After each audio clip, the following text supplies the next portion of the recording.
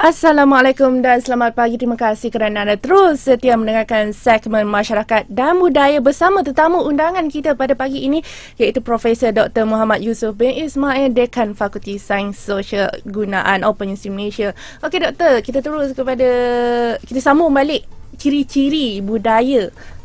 Okey, ciri budaya yang kedua yang harus kita faham ialah budaya itu adalah sesuatu yang dikongsi bersama. Bermakna nilai-nilai budaya itu haruslah dihayati oleh segolongan manusia. Kalau mereka menghayati nilai-nilai budaya yang berlainan, maka itu bukan sebagai sebahagian daripada budaya. Jadi misalnya kita bercakap tentang budaya di sesuatu organisasi. Misalnya kata di UUM ada work culture, budaya kerja dia. Itu budaya adalah sesuatu yang dikongsi bersama dan semua orang harus akur kepada budaya bekerja di UUM.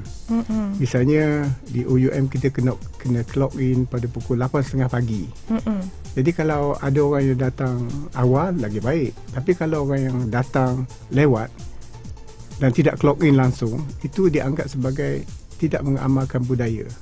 Kemudian budaya itu adalah yang dikatakan berkongsi itu, kita kena memahami maksud sesuatu perlakuan dalam budaya tersebut yang dilakukan oleh orang lain.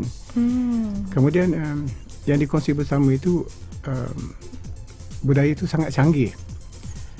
Dalam arti kata bahawa kita manusia sebagai insan sosial ni, kalau kita bercakap, kadang-kadang kita tidak bercakap secara langsung, tapi kita faham apa maksud yang cuba nak disampaikan oleh orang yang bercakap dengan kita.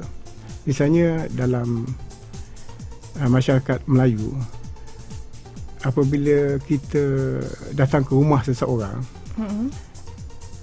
kita melakukan lakonan sosial. Lakonan sosial macam mana? Bila tetamu datang ke rumah kita, kita akan cakap, duduklah dulu, nanti saya buatkan air. Dan tetamu itu harus menjawab, tak payah susah-susah, saya dah minum. Kalau tetamu itu menjawab, pergi buat air cepat-cepat, aku ni dah harga lama betul.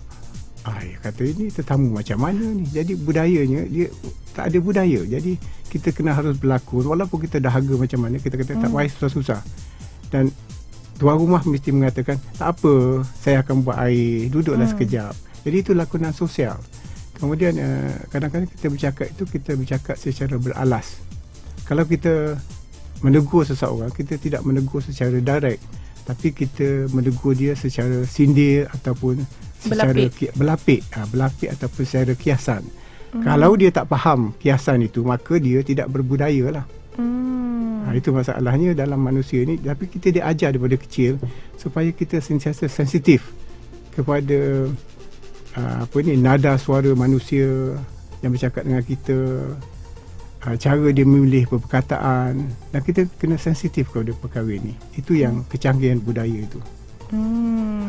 Okey doktor, apa kata kita berehat seketika sebelum kita kupas lagi ciri budaya yang ketiga. Sekarang jom kita berhibur dengarkan kini David Archuleta, A Little Too Not Over You di Radio UUM.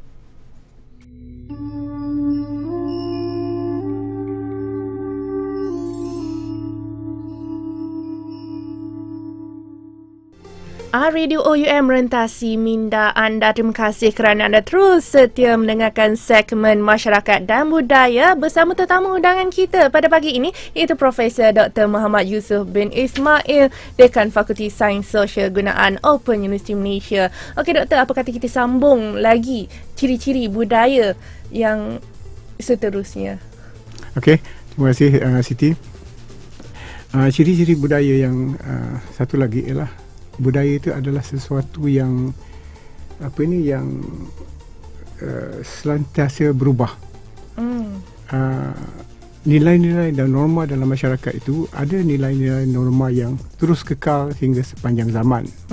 Tetapi ada juga nilai-nilai budaya kita dan perlakuan budaya kita yang sentiasa berubah. Kalau saya boleh beri satu contoh. Kalau kita di kampung, kita lihat seorang ibu memberikan susu kepada anak dia, susu badan ya. Okey, kalau di kampung dia akan memberikan susu badan kepada anak dia, dan orang lain akan mengusing, akan pandang ke lain. Okey. Jadi kalau orang tu memandang kepada seorang ibu yang sedang menyusu anak dia, malunya jatuh kepada orang yang memandang, bukan orang yang melakukan penyusuan itu. Tetapi dalam masyarakat moden sekarang, seorang ibu tidak akan memberikan menyusu anak dia di tempat khalayak ramai, sebab malunya jatuh pada orang yang memberikan susu kepada anak dia. Orang yang memandang tidak dianggap sebagai berdosa. Cuba bayangkan kalau kita ke Sabah dan Sarawak, seorang ibu akan menyusukan anak dia dalam bas, di tempat-tempat awam, selamba saja, dan orang tidak akan menganggap itu satu tontonan istimewa. Tapi cuba Siti bayangkan, Siti bagi menyusu anak dalam bas Cityliner di Kuala Lumpur. Mungkin bas tu akan berlanggar, berhenti.